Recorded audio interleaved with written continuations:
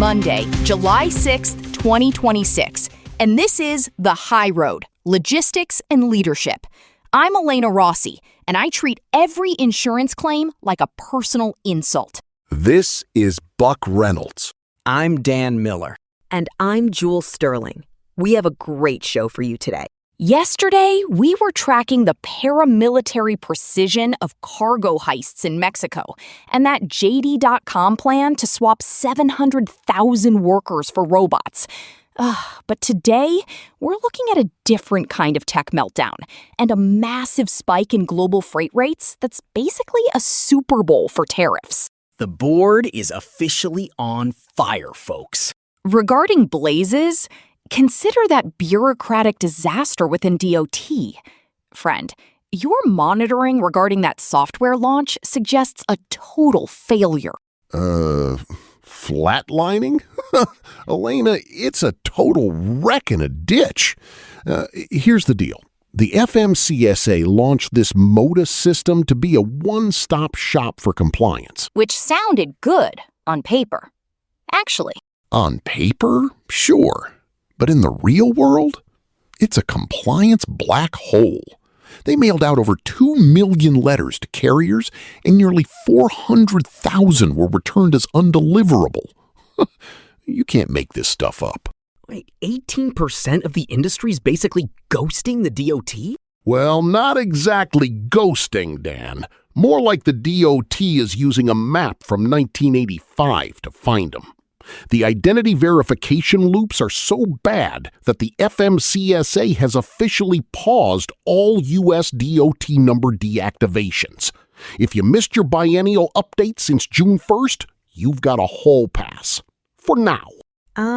That's sort of a double-edged sword, right?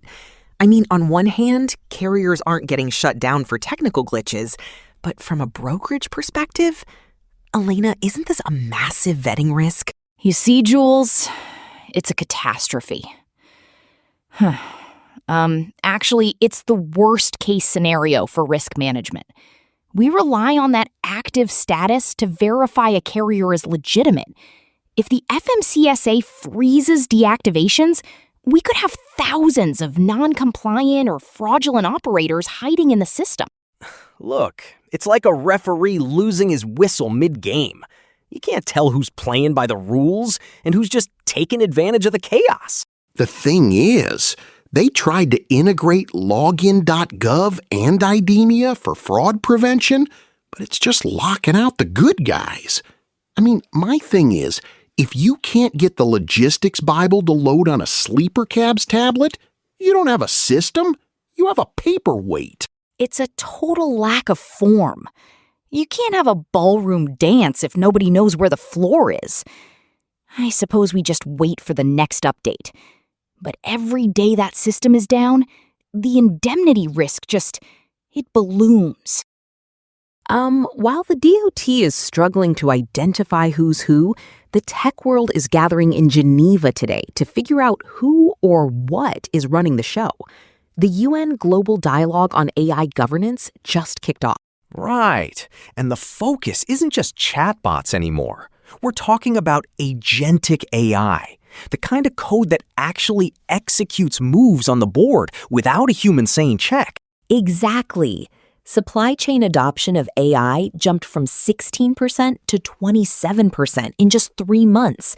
We're moving from cool tools to operational colleagues.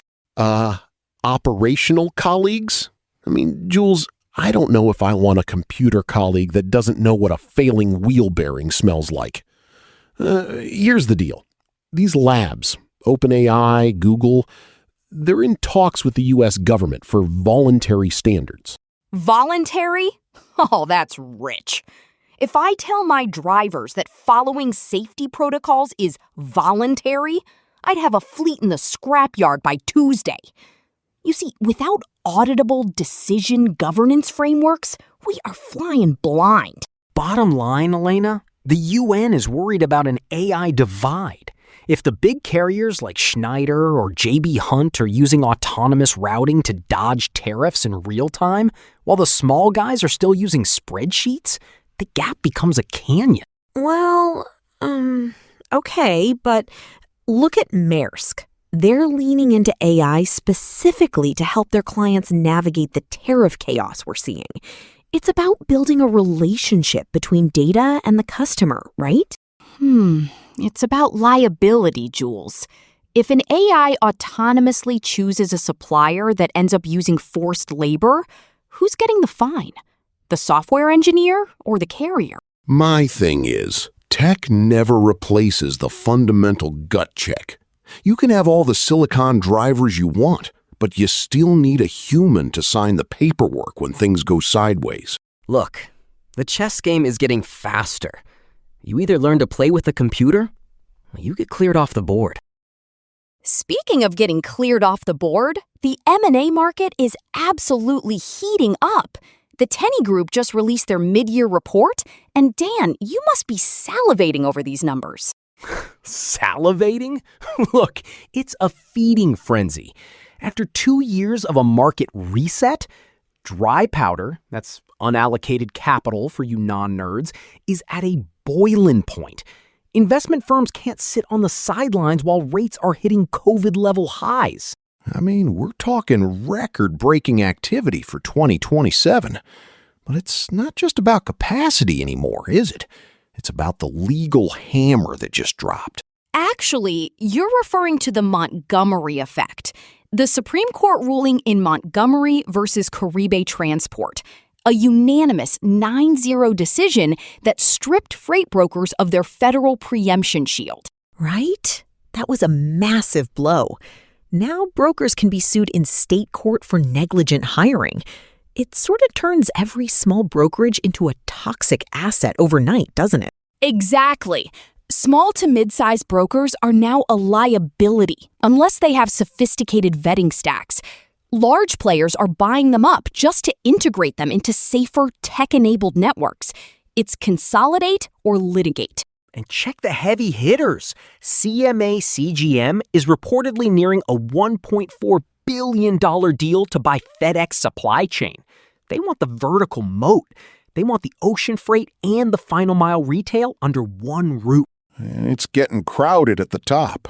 Even the rails, that $85 billion Union Pacific and Norfolk Southern merger, everyone is trying to build a fortress. I mean, the success crisis is real.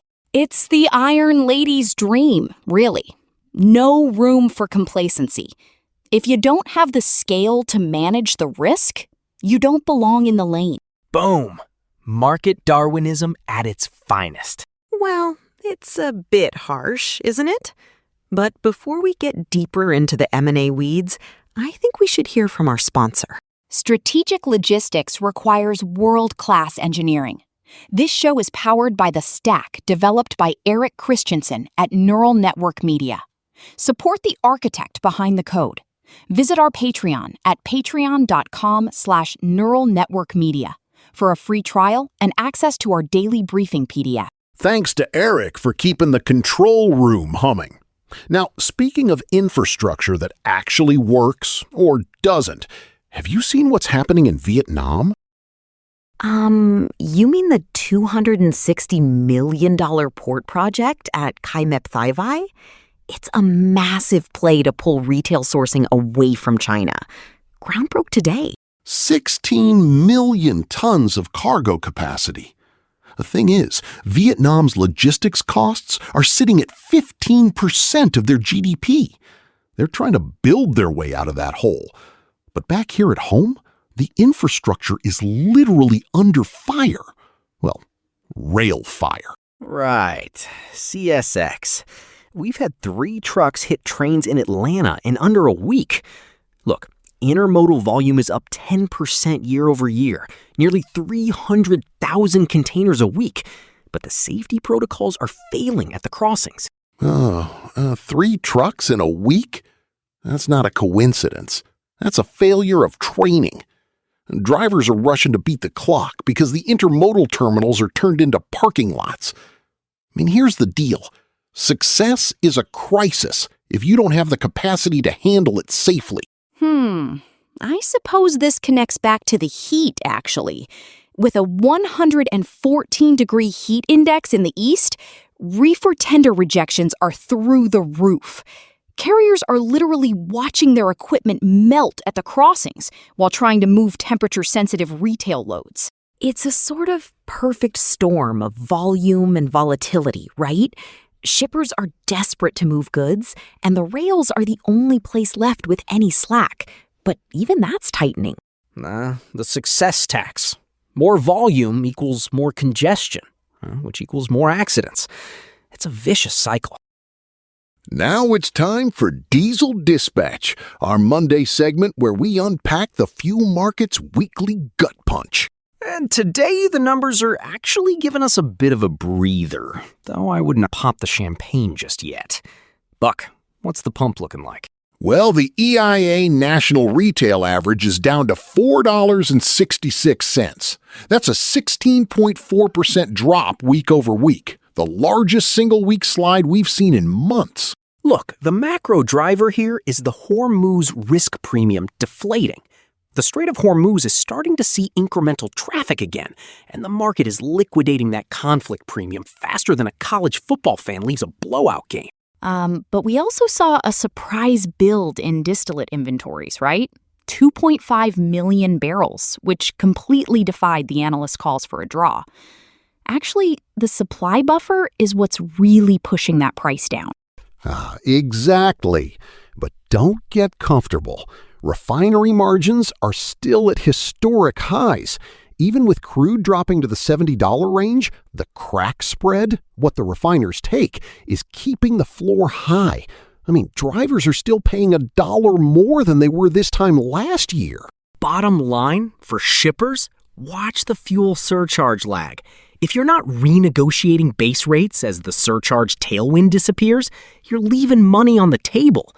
The volatility is the enemy, even when the price is going down. Diesel Dispatch. That's a wrap. All right, we've covered the tech, the deals, and the fuel. But the big story dominating the headlines today is the total chaos in global ocean shipping. Actually, it's a race against the clock. The July 24th deadline, the expiration of the U.S. Section 22 tariffs. Now, retailers are front-loading everything they can get their hands on, and it is driving spot rates to 2-year highs. Right? We're looking at $7,800 for a 40-foot container from China to the East Coast. That's a 60% jump in just 30 days. It's sort of like a Black Friday rush, but for the middlemen. If I may, it's not just a rush, it's a legal minefield. We have $130 billion in importer refunds tied up in litigation. Cash flow is getting strangled just as shipping costs are exploding. My thing is, how does a mid-market retailer survive that squeeze? They don't, Elena. Not without taking on massive debt or cutting margins to the bone.